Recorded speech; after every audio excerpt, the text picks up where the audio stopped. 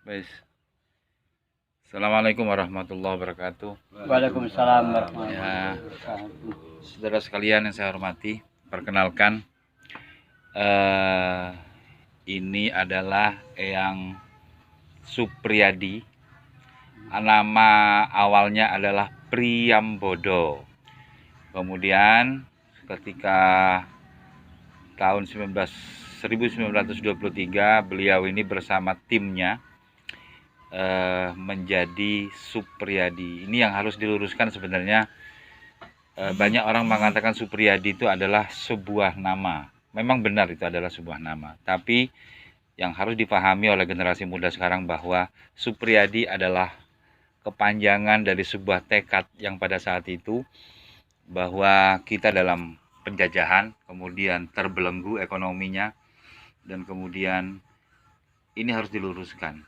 Sebagaimana bahwa Supriyadi adalah S itu adalah supersip atau sosio ya Mas. Sosio atau supersip atau bahasa lainnya apa itu? Makar ya. Makar. Ya. O adalah Oldevo adalah api dalam sekam, artinya pengkhianatan. Kemudian adalah ekonomi terbelenggu. Ekonomi terbelenggu. Jadi di saat itu adalah pengkhianatan, ekonomi terbelenggu. Kemudian P adalah penjajahan. Kemudian R reaksioner. Ini sikap ya. Sikap adalah reaksioner. I imperialis. Kemudian yang ada di Indonesia. Ini beliau ini kebetulan kalau orang mengatakan bahwa Supriyadi itu adalah beliau, karena beliau ini adalah komandannya atau bahasa lainnya pada waktu itu adalah Sudanco-nya, Sudanco Supriyadi. Supriyadinya. YADI yang ada di Indonesia. YADI Yadi yang ada di Indonesia. Ya, yang ada di Indonesia. Itulah yang harus kita berantas oleh semua pasukan peta dulu. Adapun pasukan peta termasuk mbah-mbahnya ini. Nah, sayang saya tidak ketemu dengan kakek-kakeknya beliau ini. Cuman ya lebih jelas. Maka saya tahu bahwa ini kakeknya teman saya. Bagaimana ceritanya dulu? Mohon diungkapkan. Monggo Pak Pomo. Sambil nyantai aja ambil makan. Dalam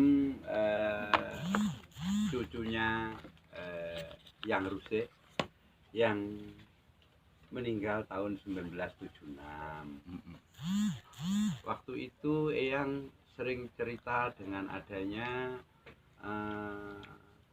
peta. Waktu itu tetangga kanan kiri mengatakan bahwa yang Rusik itu adalah tentara. Karena kalau pulang itu dari perjuangan itu pasti pernah pakai topi wojo, pernah menaik kuda dan pakaian seragam waktu itu. Waktu itu peta, termasuk anggota peta. Iya, Pak Usik itu. Pak Usik itu anggota peta ternyata itu. Nggak tahu kalau kakeknya ini, saya cerita itu.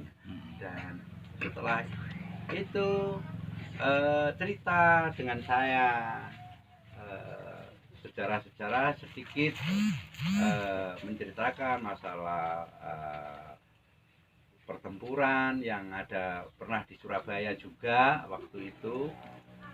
Pulang dari Surabaya, setelah itu di rumah terus kan, itu ya sebatas itu. Akhirnya waktu itu dilalah itu ketemu Eyang di hutan Kaloka. Hutan Kaloka. Itu. Penghuninya ini. Ya, itu terus Penghuninya Pak Kabul. Ya, Ini Pak Kabul yang dia ada di penghuni hutan sekarang ini. Kaloka. Setelah cerita demi cerita, Eyang dawuh, saya dulu di sini punya teman. Temannya siapa yang di sini? Kira-kira tahun berapa itu? Rusik. Ya, barusan saja. Kemarin waktu 19 2016. 16 ya, Nah, itu di rumah 2016. saya. Iya. Tahu-tahu sudah sampai di Kalukal. Iya. Waktu jalan-jalan di Ini Pak. Terus Pak. Setelah itu ngomong-ngomong punya teman yang ada di Kaulon itu. Akhirnya saya tanya temannya siapa, yang namanya Ruse. Loh, Ruse itu kakek saya yang ngomong saya sejak saya lahir sampai saya dewasa. Karena sudah meninggal kakek saya meninggal tahun 1976. Oh, sudah meninggal ya, sudah. Itu. Oh ya, rumahnya dulu menghadap ke selatan, tanahnya mereng ke timur ya. Oh iya. Itu akhirnya saya, karena saya juga senang sejarah, akhirnya saya mengikuti yang kemana-mana saya ikut, karena saya selalu ingin tahu untuk tentang, karena saya juga penggemar sejarah, akhirnya saya mengikuti itu. Akhirnya sama yang dijak napak tilas ke Serang, ke Randu Alas, ke Bultuk. Kalau di Kaloka sendiri itu ada berapa tempat, Pak? Ya, akhirnya yang bercerita tentang adanya yang sekarang dinamakan Kaloka. Dulu itu bukan Kaloka namanya, itu dulu Didir. Didir Ya, jadi alas Didir. Didir. Iya, Didir. Ya. Dinamakan Didir itu di situ tempat tembakan. Tembakan ya. Didir Itu. namanya. Akhirnya Didir Iya. itu loh. Itu. Lah yang dawuh, saya dulu ada petilasan di sini. Saya dulu ada batu-batu yang tempat untuk memasak, artinya untuk membakar ikan di situ itu. Loh, saya akan kaget dengan yang ini siapa sebetulnya? Karena waktu itu yang dawuh kan Warisyono nggih yang. Iya, itu. Akhirnya saya mengikuti. Ternyata di situ ada batu, karena di situ enggak ada batu, di situ adanya hanya tanah. Ternyata masih ada batu 3 waktu itu. Sama yang ini batunya. Tolong kumpulkan. Terus saya kumpulkan, ya itu sekarang saya repiak itu. Itu adalah petilasan. Ternyata di situ tempat berlindungnya. Yang bersama teman-temannya gitu. Berlindung dari serangan dir-dir itu, maksudnya dari serangan peluru. Oke. Eyang, pada waktu kisaran tahun berapa pada waktu yang lari ke Kaloka itu? 39. 39. Zaman Belanda ya. Zaman Belanda. Oh, jadi waktu itu zaman Belanda yang mengejar Eyang. Iya, Belanda. Terus lari dari mana itu? Pada waktu dari rumah? Ya dari rumah saya di sana utara.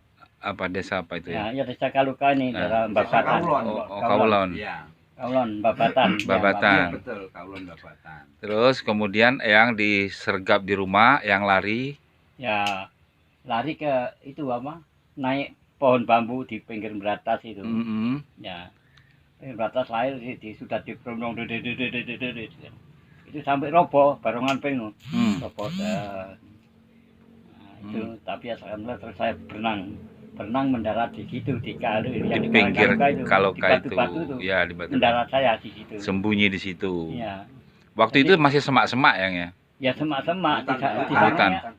di sananya saya sudah hilang orang pohon bambu, serumpun bambu itu ya, Putus semua, roboh ada yang semua. bilang kalau saya di atas bambu ada, kalau enggak ada yang bilang enggak mungkin, tapi saya tahu namanya apa itu sing Benu itu. Oh, Benu yang ngasih tahu. Namanya Benu. Enggak tahunya saya tanya Benu memang orangnya Belanda Benu itu. Oh, memang ada cerita yang mengatakan bahwa Benu adalah orang Belanda. Antek-anteknya Belanda. Oh, ya. Benu.